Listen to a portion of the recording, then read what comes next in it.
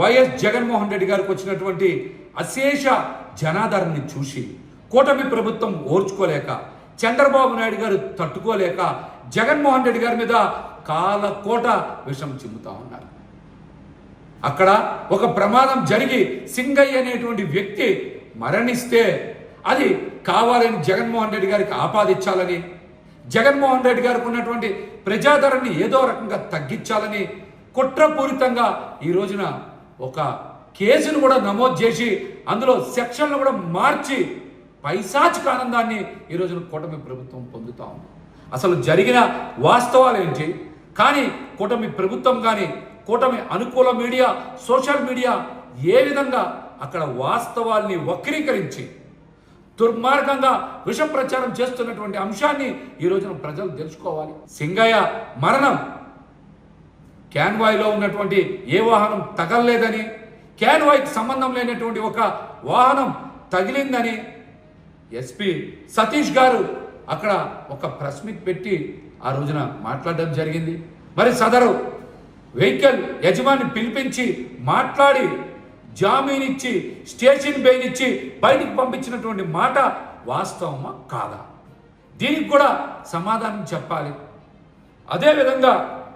అదేవిధంగా చాలామంది మాట్లాడుతూ ఉన్నారు నిర్దాక్షిణ్యంగా రోడ్డు మీద పడేసి వెళ్ళిపోయారు అని. కానీ ఇది అవాస్తవం.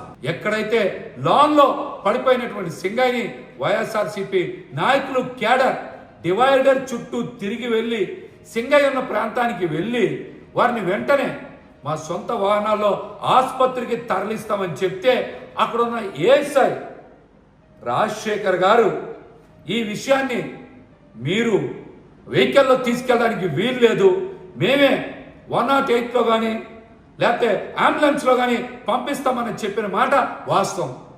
అందువల్ల అక్కడ 35 నిమిషాల సమయం వృధా అయింది. అతన్ని ప్రాణాలను కాపాడగలిగేటువంటి సమయాన్ని కూడా ఆ రోజున దుర్వినియోగం చేశారు. ఆ అవకాశం కూడా వైసీపీ నాయకులకి కార్యకర్తలకి ఇవ్వని మాట నిజం. నిజంగా వైసీపీ నాయకులు వారి వాహనాల్లో ఆసుపత్రికి తీసుకెళ్లి ఉంటే ఖచ్చితంగా సింగయ్య ప్రాణాలు కాపాడగలిగి ఉండేవాళ్ళు. కానీ ఎందుకు అక్కడ ఉండేటువంటి ఏఎస్ఐ రాజశేఖర్ గారు అనుమతించలేదు? ఎందుకు అనుమతించలేదు?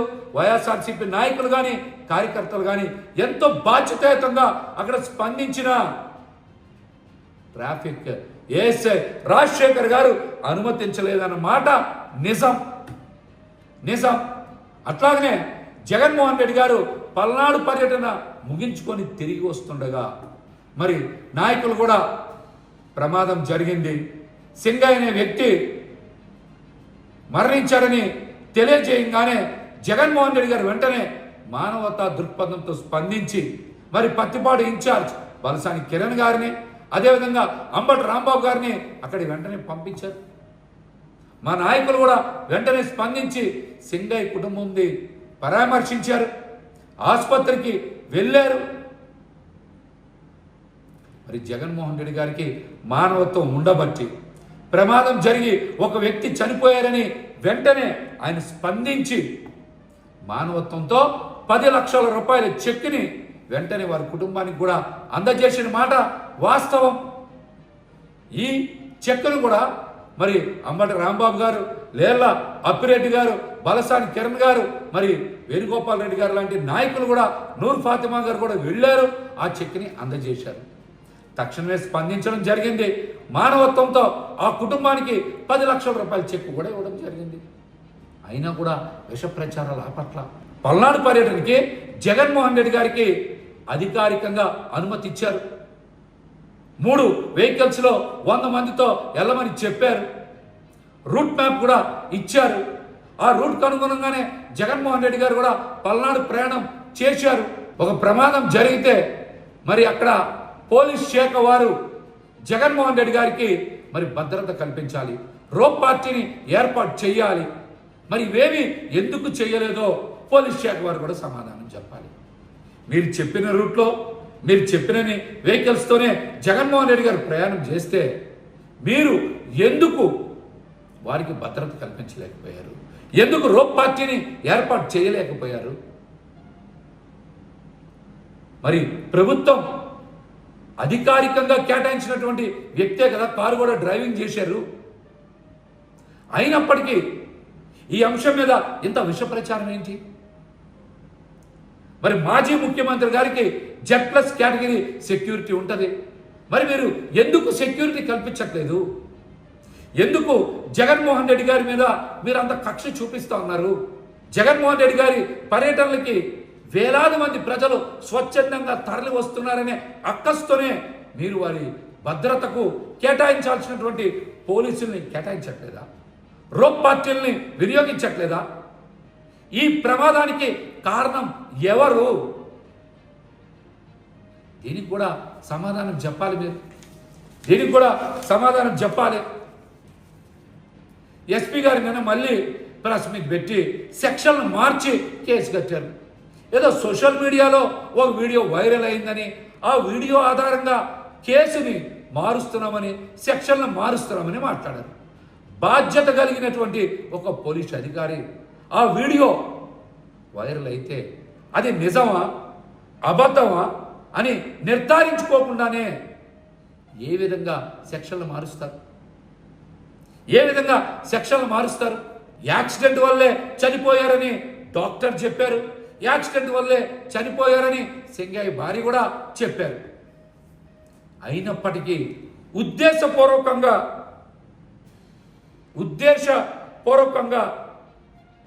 మరి కారు డ్రైవింగ్ చేయడం వలన చనిపోయారని సెక్షన్ మార్చారు.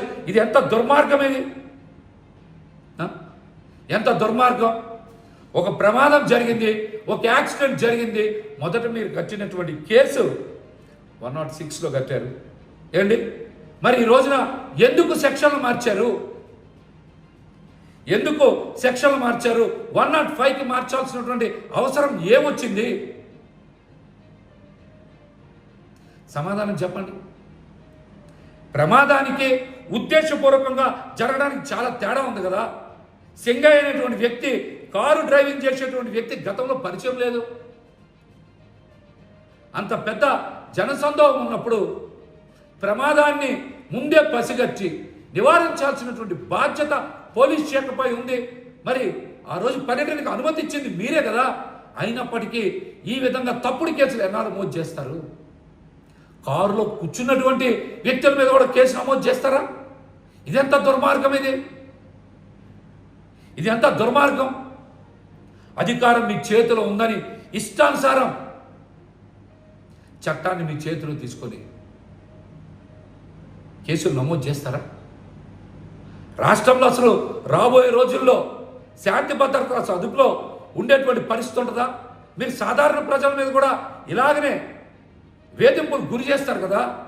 మరి మొన్న జరిగినటువంటి అనేక ఘటనలు ఉన్నాయి.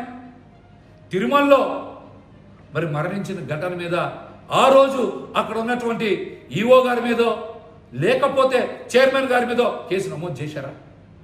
తిరుమల తొక్కేసిన ఘటనలో చనిపోతే ఆ ఘటన మీద మీరు కేసు నమోదు చేశారా? చెప్పండి.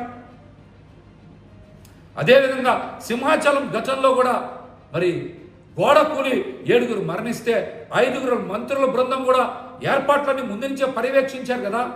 మరి వారి మీద కేసు నమోదు చేస్తారా?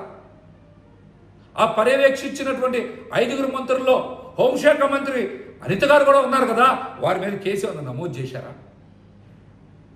అక్కడ ఉండేటువంటి దేవాదాయ శాఖ అధికారుల మీద ఏమన్నా కేసు నమోదు చేశారా?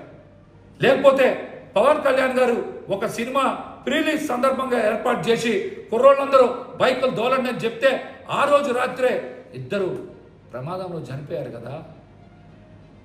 మరి ఆ రోజున మీరు పవన్ కళ్యాణ్ గారి మీద ఏమైనా కేసులు నమోదు చేశారా?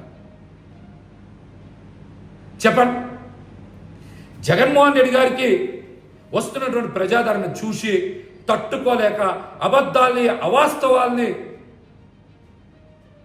తెలుగుదేశం, జనసేన, కూటమి ప్రభుత్వ అనుకూల మీడియా కానీ, సోషల్ మీడియా కానీ దుష్ప్రచారం చేస్తూ ఉంది. ఇది అంత మంచి పద్ధతి కాదని కూడా హెచ్చరిస్తా ఉన్నాం. పోలీస్ శాఖ కూడా ఈ ఘటనకి నైతిక బాధ్యత వహించాలి. జగన్మోహన్ రెడ్డి గారికి అధికారికంగా పర్యటనకు అనుమతి ఇచ్చి సరైనటువంటి భద్రత కల్పించలేకపోయారు. రోప్ పార్టీని సరిగ్గా ఏర్పాటు చేయలేకపోయారు. Z+ కేటగిరీ భద్రత ఉన్నటువంటి వ్యక్తి యొక్క భద్రతని మీరు ఎందుకు సరిగ్గా నిర్వహించలేకపోతా ఉన్నారో కూడా మీరు సమాధానం చెప్పాలని మేము